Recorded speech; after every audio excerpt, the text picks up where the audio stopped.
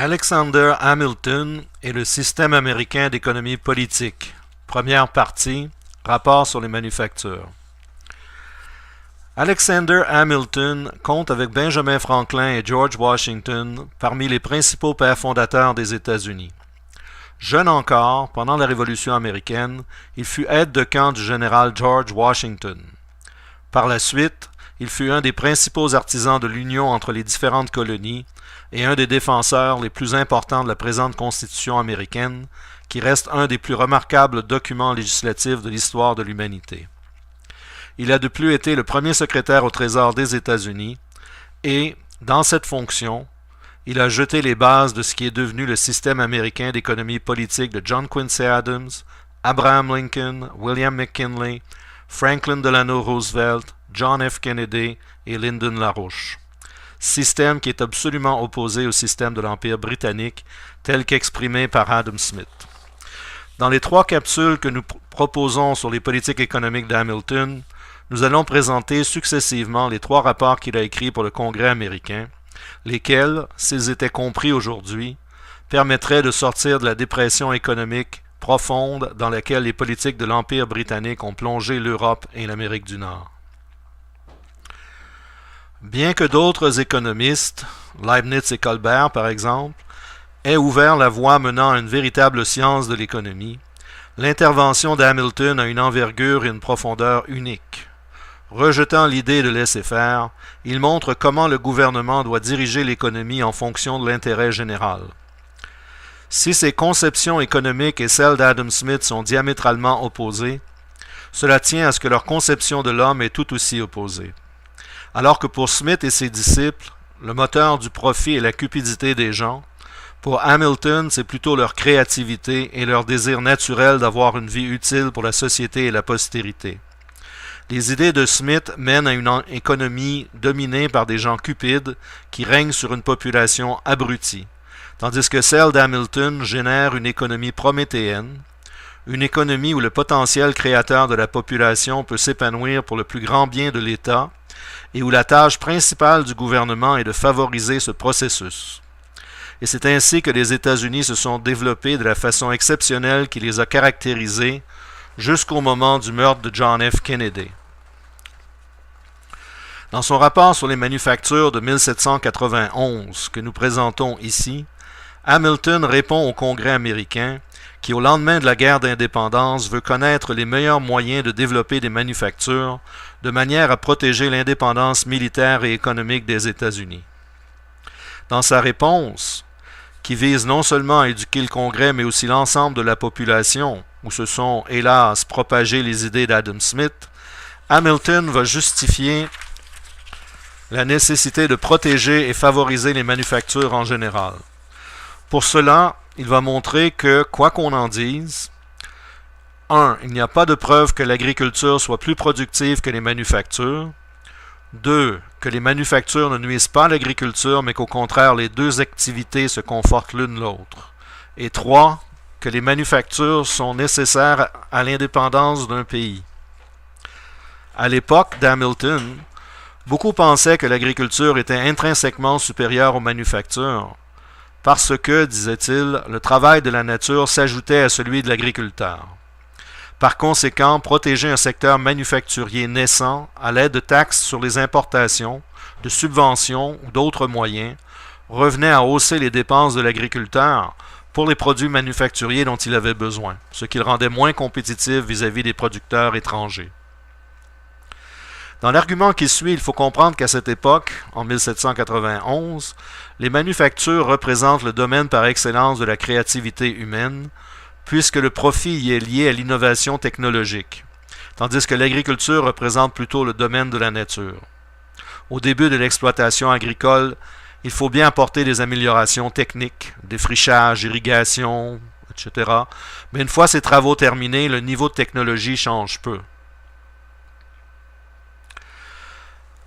Hamilton s'attaque d'abord au mythe absurde selon lequel l'agriculture serait la seule et unique activité économique productive. Pour certains critiques, le produit du travail du manufacturier n'égalerait que sa consommation. Il ne serait donc pas productif.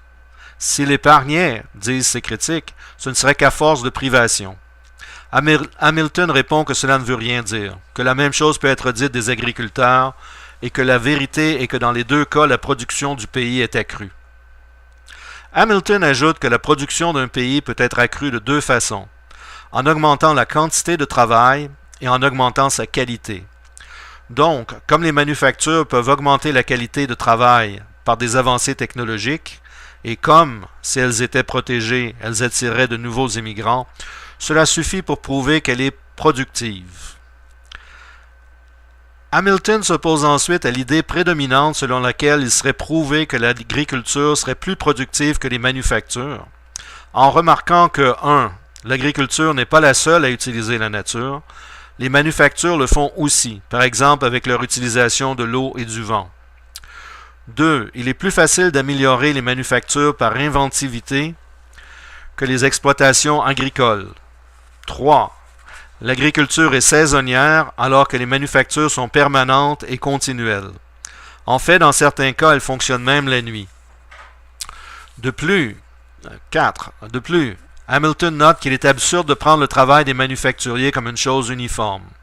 Il est évident que certaines manufactures sont plus productives que d'autres. Et de même, certaines sont plus productives que certains types d'exploitation agricole et d'autres non. La question de savoir si à travail et capital égaux, ce sont les manufactures ou l'agriculture qui rapportent le plus, est pratiquement impossible à déterminer. Sans compter que pour porter un jugement compétent, il faudrait aussi prendre en compte le prix que les diverses denrées rapporteront à l'étranger à un moment particulier. Hamilton conclut donc que, contrairement à l'opinion prédominante, on ne peut pas prouver que l'agriculture soit plus profitable que les manufactures, et qu'il n'y a donc pas de preuve que les manufactures divertissent le travail d'une activité plus profitable à une activité moins profitable.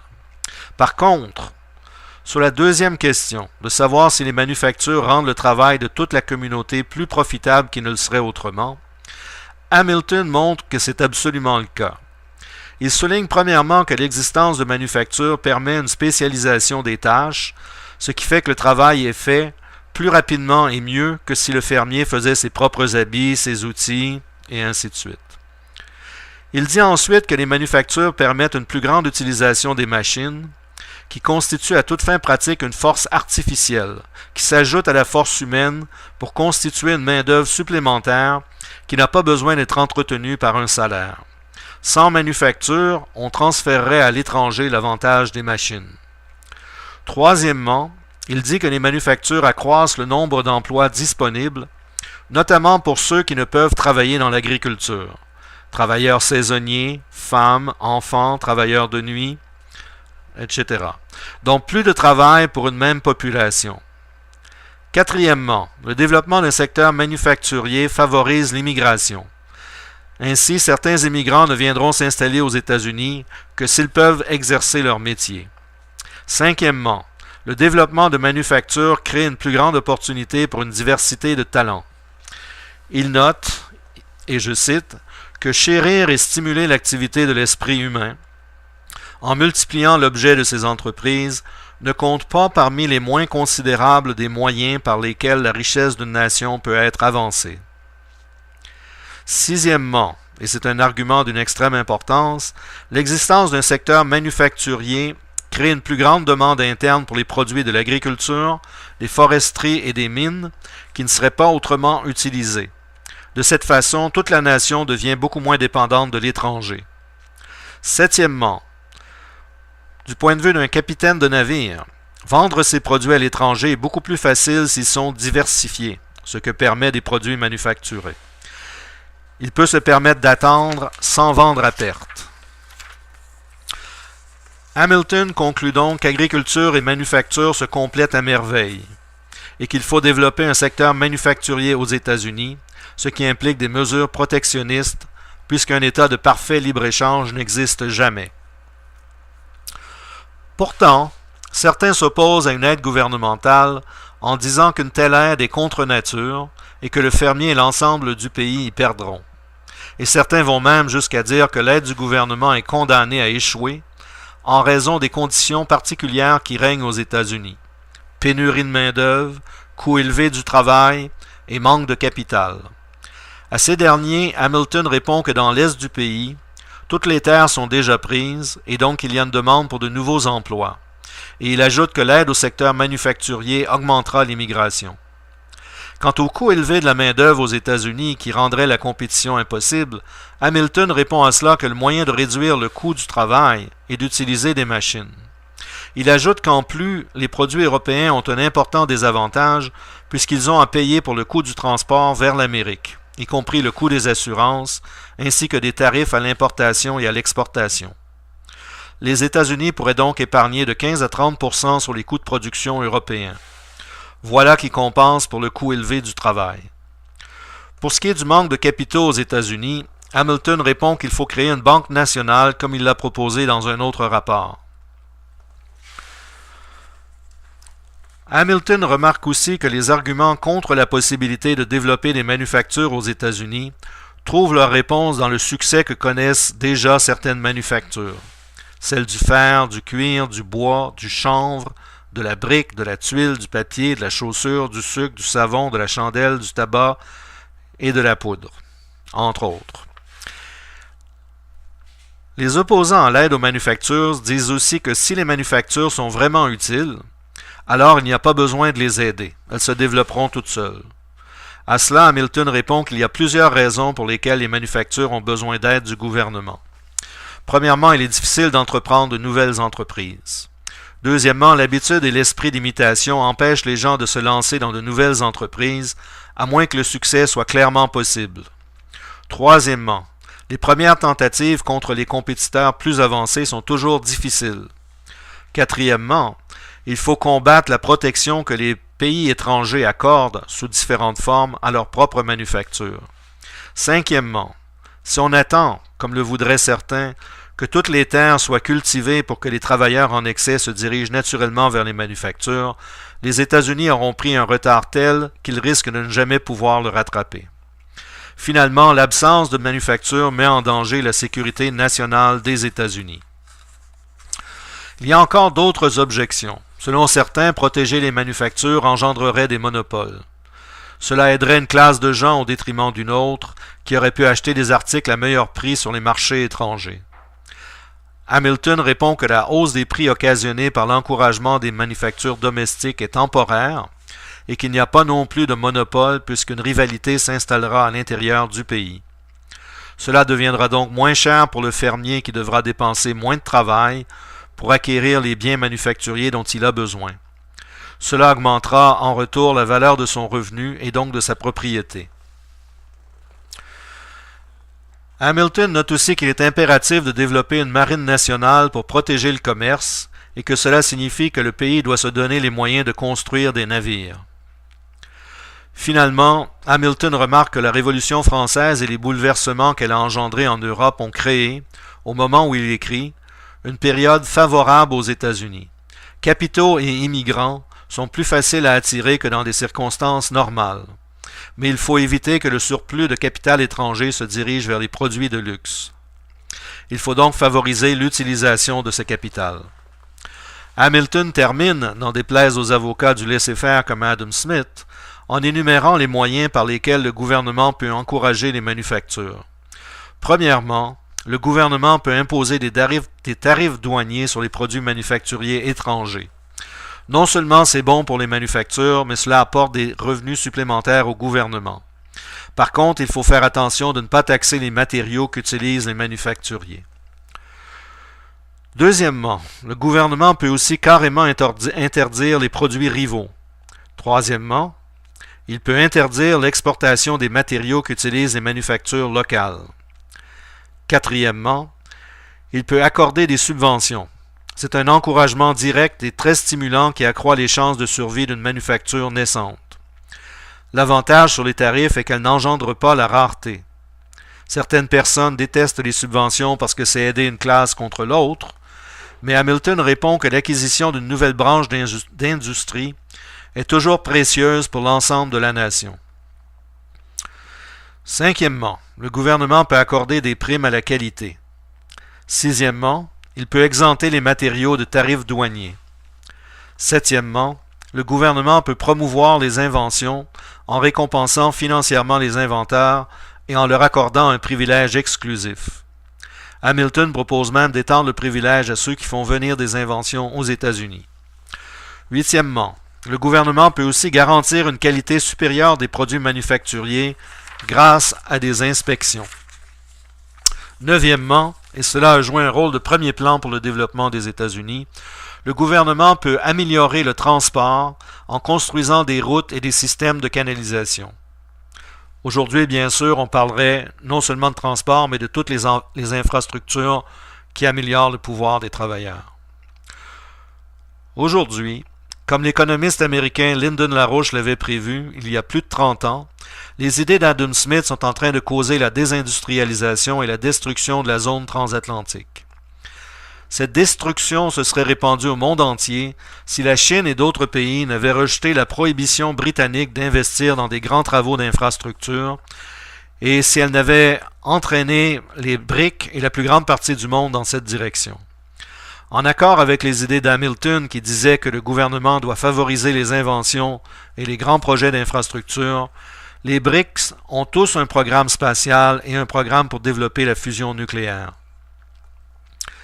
Les BRICS parlent eux aussi de faire des accords de libre-échange, mais c'est dans une optique très différente de l'Empire britannique. L'Empire crée des accords de libre-échange pour exclure ses ennemis et les forcer à accepter son type de libre-échange qui vise à détruire la souveraineté des nations et le pouvoir des gouvernements, de façon à permettre le pillage de toutes les nations en faveur d'une oligarchie financière. Les BRICS, eux, entendent simplement libre-échange dans le sens de pouvoir commercer avec tous. Ils ne visent pas à détruire la souveraineté des nations. Il va de soi que dans l'intérêt de la planète, les gouvernements doivent protéger certains secteurs de leur économie, sinon certains pays ne développeraient jamais de secteur manufacturier. Ils n'auraient jamais accès aux nouvelles technologies et leur population resterait abrutie à jamais. Par contre, comme le disait Lyndon LaRouche dans son livre Earth, the Next 50 Years, il faut garantir que chaque pays agisse de concert avec les autres nations pour garantir que chaque être humain sur la planète ait accès aux ressources naturelles nécessaires à son développement et pour garantir que l'humanité continue sa marche en avant.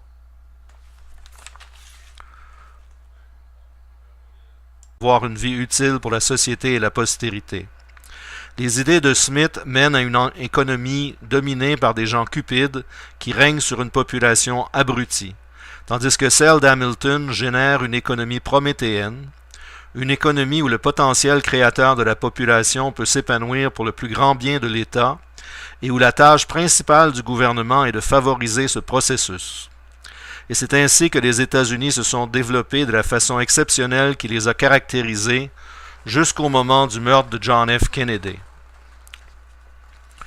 Dans son rapport sur les manufactures de 1791 que nous présentons ici, Hamilton répond des États-Unis et, dans cette fonction, il a jeté les bases de ce qui est devenu le système américain d'économie politique de John Quincy Adams, Abraham Lincoln, William McKinley, Franklin Delano Roosevelt, John F. Kennedy et Lyndon LaRouche. Système qui est absolument opposé au système de l'Empire britannique tel qu'exprimé par Adam Smith. Dans les 3 capsules que nous proposons sur les politiques économiques d'Hamilton, nous allons présenter successivement les 3 rapports qu'il a écrits pour le Congrès américain, lesquels, s'ils étaient compris aujourd'hui, permettraient de sortir de la dépression économique profonde dans laquelle les politiques de l'Empire britannique ont plongé l'Europe. Alexander Hamilton et le système américain d'économie politique. Première partie, rapport sur les manufactures. Alexander Hamilton compte avec Benjamin Franklin et George Washington parmi les principaux pères fondateurs des États-Unis. Jeune encore, pendant la Révolution américaine, il fut aide de camp du général George Washington. Par la suite, il fut un des principaux artisans de l'union entre les différentes colonies et un des défenseurs les plus importants de la présente Constitution américaine, qui reste un des plus remarquables documents législatifs de l'histoire de l'humanité. Il a de plus été le premier secrétaire au Trésor au Congrès américain, qui au lendemain de la guerre d'indépendance veut connaître les meilleurs moyens de développer des manufactures de manière à protéger l'indépendance militaire et économique des États-Unis. Dans sa réponse, qui vise non seulement à éduquer le Congrès, mais aussi l'ensemble de la population, où se sont, hélas, propagées les idées d'Adam Smith, Hamilton va justifier la nécessité de protéger et favoriser les manufactures en général. Pour cela, il va montrer que, quoi qu'on en dise, 1. Il n'y a pas de preuve que l'agriculture soit plus productive que les manufactures. 2. Que les manufactures ne nuisent pas à l'agriculture, mais qu'au contraire, et l'Amérique du Nord. Bien que d'autres économistes, Leibniz et Colbert par exemple, aient ouvert la voie menant à une véritable science de l'économie, l'intervention d'Hamilton a une envergure et une profondeur uniques. Rejetant l'idée de laisser faire, il montre comment le gouvernement doit diriger l'économie en fonction de l'intérêt général. Si ses conceptions économiques et celles d'Adam Smith sont diamétralement opposées, cela tient à ce que leur conception de l'homme est tout aussi opposée. Alors que pour Smith et ses disciples, le moteur du profit est la cupidité des gens, pour Hamilton, c'est plutôt leur créativité et leur désir naturel d'avoir